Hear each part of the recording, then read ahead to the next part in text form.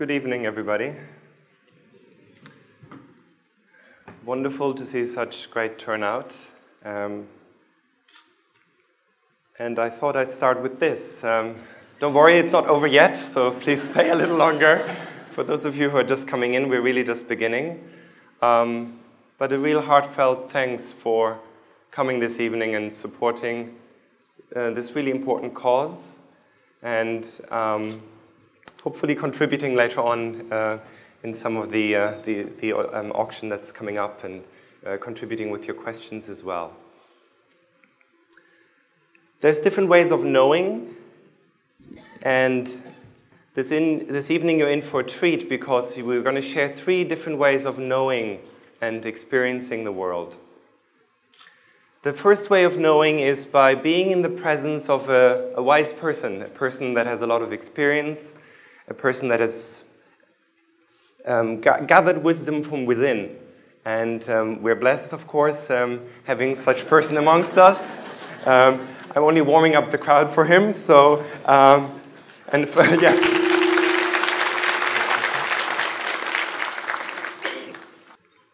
I want to share 2 other ways of knowing with you also.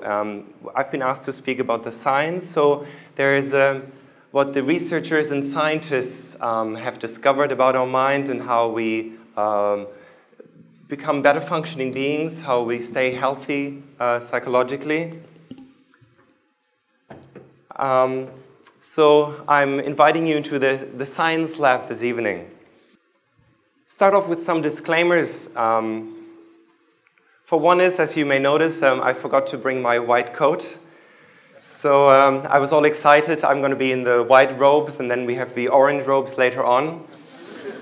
But hopefully by the end of my presentation, you'll also come to realize that you don't have to put on any robes, not the white robes of science, not the orange robes of any spiritual system, but simply stay as you are, because mindfulness is really a human skill that we all share, regardless of whatever philosophy you subscribe to. So it's something that we all can learn, and I think that's something all of us can benefit from. I have to share some other disclaimers, though, that the science of mindfulness is a very young science. So compared to the old wisdom that we will hear later on, the scientific exploration of mindfulness is really in its infancy. We have 30 or so years of research. So we haven't quite figured it out from a scientific point of view, but some of the findings are really, really exciting, so I hope to share them with you. And also with a new science come more questions. So we always keep asking, well, what does this mean? What can we learn from this? How can we apply this more to ourselves and to people in need, like people with depression or other mental health problems? So it's quite exciting. So for those of you who got seats, you can simply sit back. For those of you who are standing, stand back, and I'm going to try explain some of the science to you. An important aspect of science is that you shouldn't just believe everything point blank, right? Don't blindly believe everything. Have a healthy sense of skepticism. Really, is it so that mindfulness is so beneficial? Can it help us with depression? Can it make us really a happier person? Why is it so? And then we have to ask, well, how might we explain that we're getting all these positive results? So as I'm talking, keep a healthy skepticism in mind, and hopefully by the end of my presentation, you can make up your own mind about this. So this is one example. They're trying to sell you that mindfulness is better than chocolate. I was like, I think a lot of people in the audience may not buy this. And maybe some of you are shaking your heads. So and maybe later on we'll get some stories from the jungle where the mindfulness was useful or chocolate to survive some of the time in the jungle. So Ajahn Brahm may be speaking to that. But you got to be asking, well, what's the research? How do we know that this is true? So I won't be boring you with a lot of statistics, but this is just to show that before 1980, there wasn't really any scientific research, but really only in the last decade or two, there has been an explosion in us trying to understand how this is working and what the benefits are. So I'm going to share just some of these. So this is just a backdrop of what I'm going to be talking to you. Some people have almost referred to this as a mindfulness revolution, and you might be aware that it's really in a lot of the media nowadays. It's at the cover of magazines, it's on radio programs. There's even a magazine called Mindfulness nowadays. So it's really becoming almost popular culture.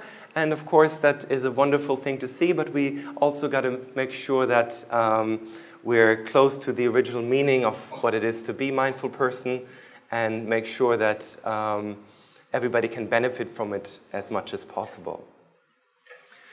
We're, of course, linking today's talks to happiness, and we're going to have the modern science and some of the old wisdom. So old wisdom, of course, has always pointed to the fact that by staying in the present moment, by being aware of what's going on right here, right now, without being bothered by things that are yet to come in the future, and by ruminating about the things in the past, we can obtain a sense of happiness. And one of the key Western founding figures of mindfulness, Jon Kabat-Zinn, we'll hear a little bit about his work later on, has defined mindfulness in this way. So how can we cultivate a sense of paying attention in the present moment? So it's just another way of expressing the old wisdom. But maybe let's reflect a little bit on our own busy minds. How much are you in the present moment? How much is your mind in the future or in the past? And what we find is, quite oftentimes we're not in the present moment. So easy with today's distractions to get carried away in anxieties about all the things that are yet to happen next week or the following week. And all the things that already passed in the previous weeks, things at work, things in our family life, meetings that didn't go so well, or meetings that went particularly well, our minds get easily attracted to those.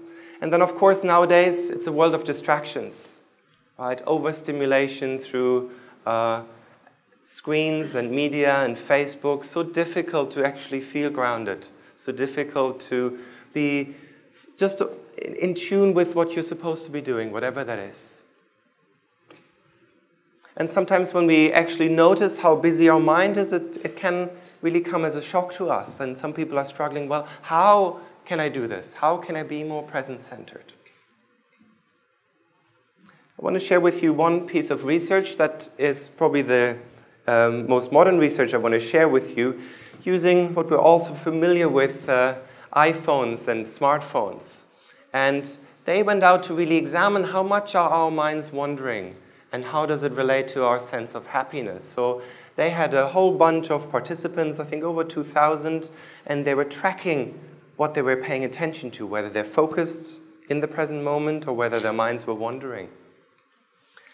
And what do you think was their findings? How often were minds on something else than what they're supposed to be at, as opposed to being present moment focused? Anybody wants to have a guess? How much are we absent-minded in a given day? 90%? Okay. Anybody higher, lower?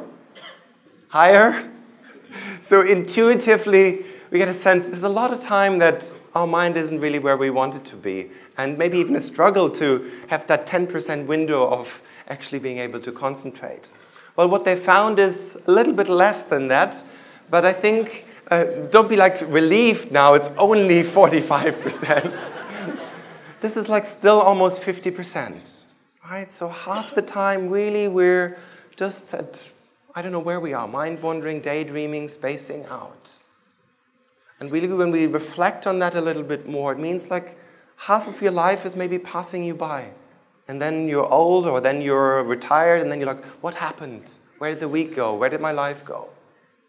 And then, so this is supporting the notion that we anyway have, right? Our minds are very busy. But also the key question is, does it relate to our happiness or not?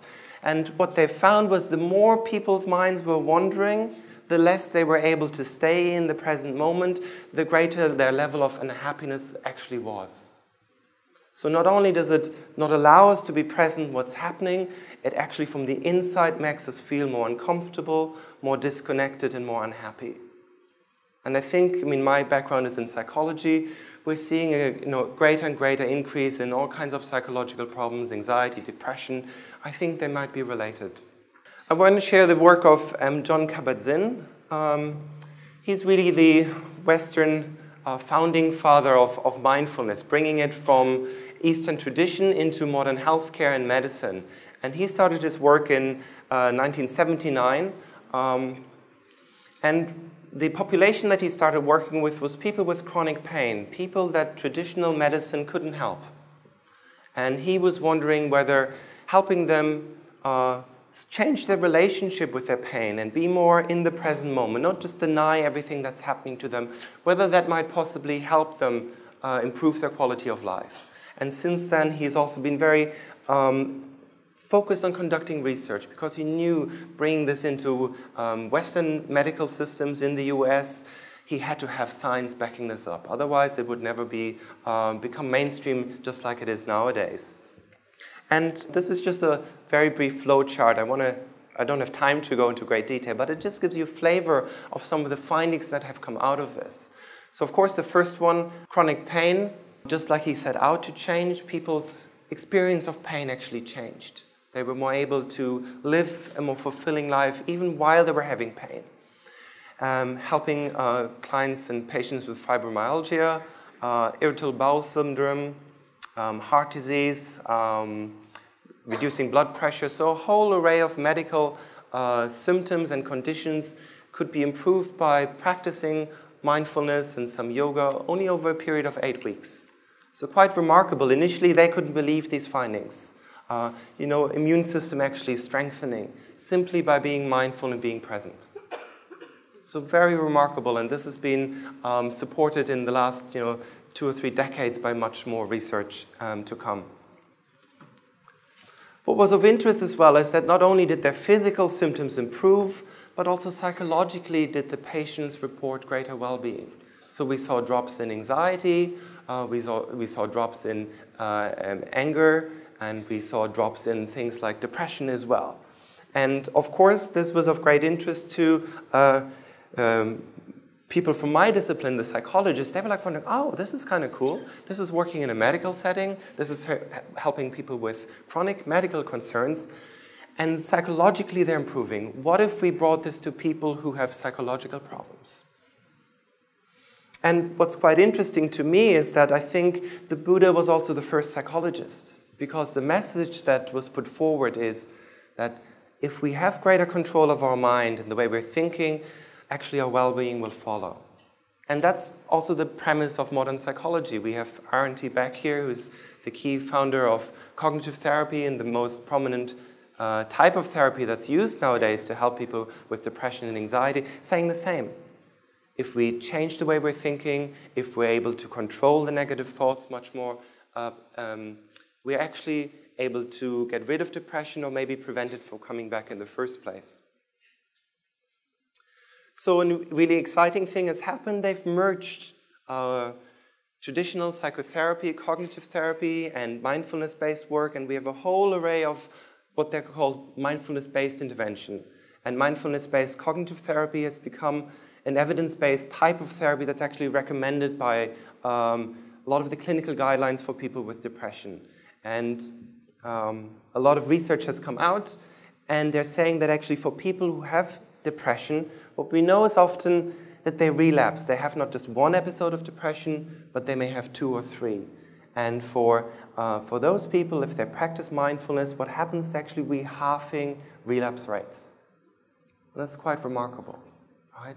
Because again, what Angie spoke about earlier, the risk of suicide, the risk of self-harm, or simply alienating yourself from your community and your loved ones is really high. So we need to make sure people don't relapse. And this has been a really quite amazing type of therapy, helping people who have these difficulties.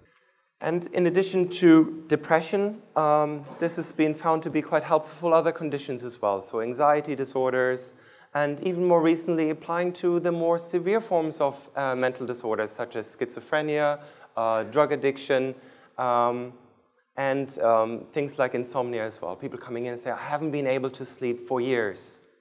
And we teach them mindfulness, and they're actually able to find much greater peace. So very exciting. So the whole array of these mindfulness-based interventions. In the interest of time, I don't have the luxury to run you through it, but if you're keen, I'll be happy to speak to you later on as well. But I hope you remember I asked you to keep a skeptical mind, to wonder, okay, this all sounds really interesting, but how can we explain this? What is the science underlying this that's trying to explain why we're getting such wonderful results, why this is helping so many people with medical conditions as well as psychological conditions? And what's happened recently, it's really exciting because we actually have a new form of science, and it's called contemplative neuroscience, where we have the amazing opportunity to work with practitioners who are experts in meditations, but they're opening up their mind literally to modern science, and neuroscience in particular, where we can literally peek into their mind and peek into their brain and find out what it is that are the mechanisms that are contributing this, what it is that's causing increased levels of happiness, what it is that's helping them to feel more compassionate and connected. So it's really, really exciting. And of course, modern equipment is used a lot. This is Mathieu Ricard and one of the key researchers, Richie Davison here. And of course, supported by the Dalai Lama, again, being very open to science, saying, yes, of course, we know this works. We know it makes us happier and creates better human beings. But use the science to prove it, and then it will be useful for all of us. So a lot of these volunteers have been put into brain scans to looking at how it might be changing their functioning and changing their brain anatomy. And I want to highlight 3 or 4 of those really exciting findings that have come from it. Well, for one is we're seeing a change in the functioning of the brain. So when we're looking at the benefits of mindfulness and meditation, we're seeing people who are happier and people who are calmer and people who are feeling more compassionate. And then when we're looking at the brain scans and we're looking at the activity of people who are meditating a lot, there's no surprise. Well, the areas related to emotional regulations are changing and working differently. And the areas that are involved here are the amygdala and the hippocampus, usually areas that when they're activated can lead to negative emotions, anger, and sadness and aggression.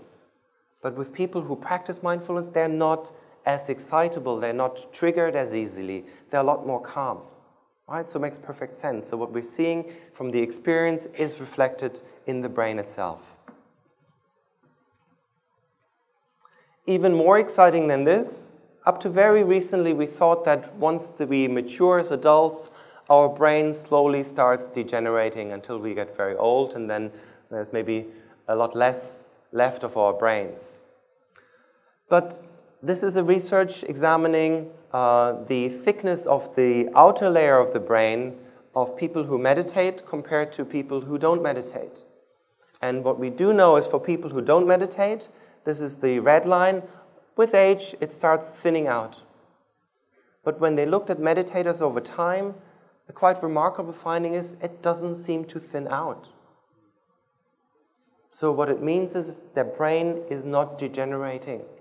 And that's quite remarkable. By sitting down and practicing mindfulness, maybe we're able to hold off the natural effects of aging on our brain. So again, this is a new science. Remember, we don't quite know what this means and the implications of this, but very, very exciting. Right? By just sitting down, focusing, changes in the way our brain functions and changes in the actual anatomy of the brain. And it's called neuroplasticity. So by changing our behavior, we can change our mind and changes our brain and then become a better human being. Very, very exciting. A whole array of cognitive benefits. So it's changing our brain and how our brain is functioning, and it's changing it for the better. We are more focused, we are better to connect with our emotional well-being, so the EQ is going up, and a whole array of other benefits. I'll let you have a quick look at these. And there's research studies supporting each one of them. So very, very exciting. And let me share with you the last and maybe most exciting finding, I think, to date. It's coming out of a recent research study, and a lot of the data is still being analyzed. And it's an area called epigenetics, the way our genes get expressed. And without getting too biological about it, I want you to pay attention to the red tips here. These are called the telomeres, and they protect our chromosomes, right? Our DNA, our makeup. And with age, again, they deteriorate. And what they found with people who engage in maybe more ongoing practice of mindfulness, it seems like they're not deteriorating, right? And that, again, is quite remarkable. So we're seeing the brain is functioning differently, it's maybe not shrinking, and even our genetic makeup might be staying at a much healthier level, and implications of that could be quite remarkable in terms of aging, diseases like Alzheimer. We don't know yet, but very, very exciting. So what's the relevance? Well, I think hopefully you're getting a sense, well, this is hugely relevant to all of us, right? For our well-being, our psychological makeup, because we've all been given one of those. Yes, I hope so. Sometimes good to check in, right? Is it still there? But we need to take care of it. But also now we're learning we actually can nurture it. And very exciting, we heard from Angie earlier on, wouldn't it be great if we had known this, or I mean, I'm saying, if I had known this 20, 30 years ago when I was very young, what would my brain be like nowadays? If we had had the signs, and if we had the supports, and if it was acceptable then, right? But it wasn't talked about so much in my generation or older.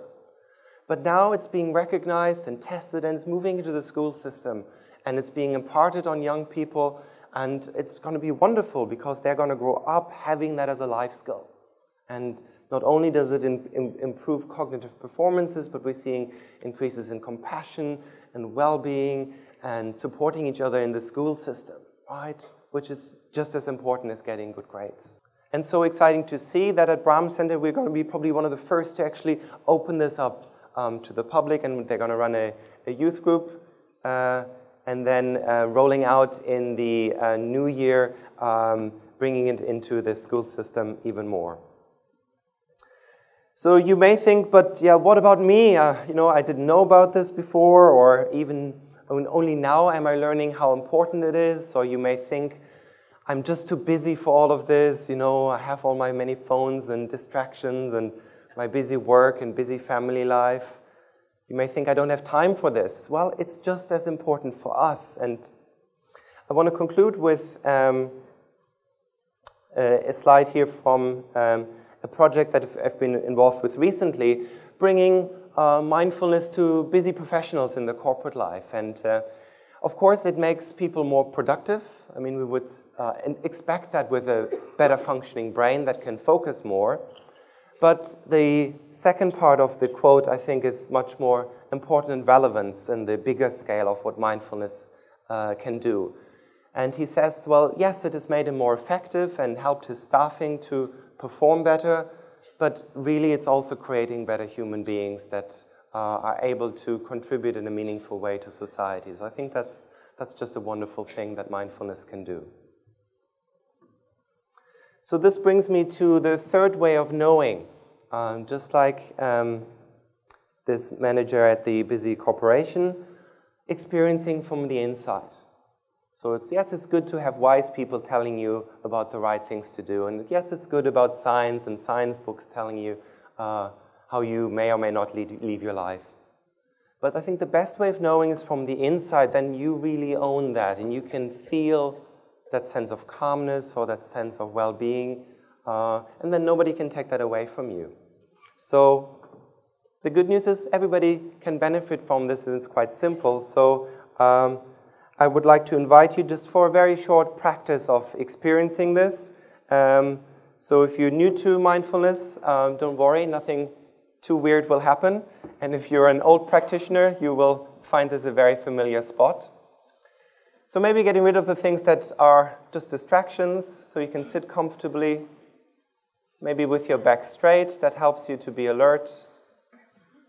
Placing your hands any which way you like, nothing complicated in your lap. And if you're comfortable closing your eyes, it simply helps with less distractions. The mind is so busy anyway. Or you can simply lower your gaze. And starting off with maybe noticing the contact that your feet are making with the ground. And any sensations at your feet. Sense of temperature, are they hot or cold? Any tingling? Just noticing your feet.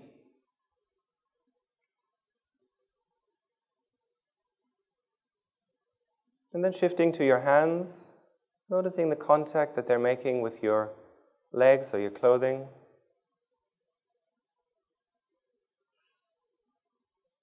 Perhaps a sense of temperature at your hands.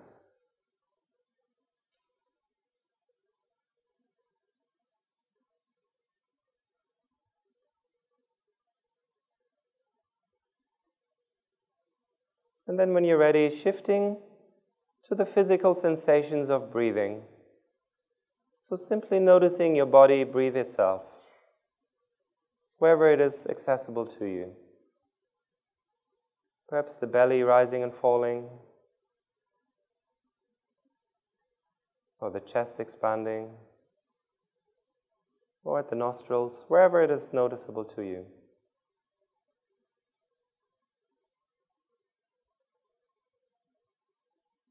And as best as you can, staying with the full inhalation and full exhalation.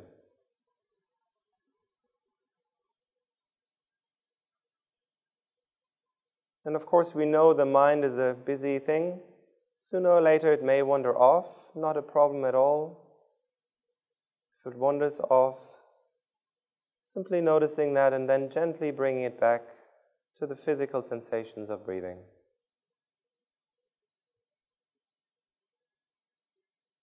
That is the practice.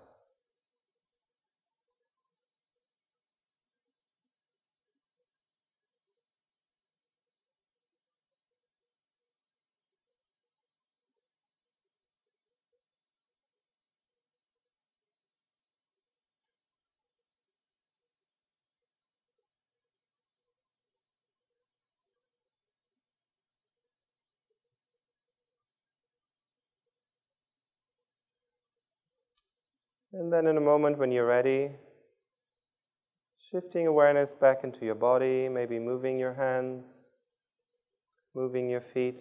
If you had your eyes closed, gently opening them up again. And just tuning in, how does the body feel right now? How does the mind feel right now? So this was just a very, very short practice with an old friend, our breath. So always there for us to anchor ourselves if we want to become focused on the present moment. So thank you so much for your attention, and hope you enjoyed that little practice as well.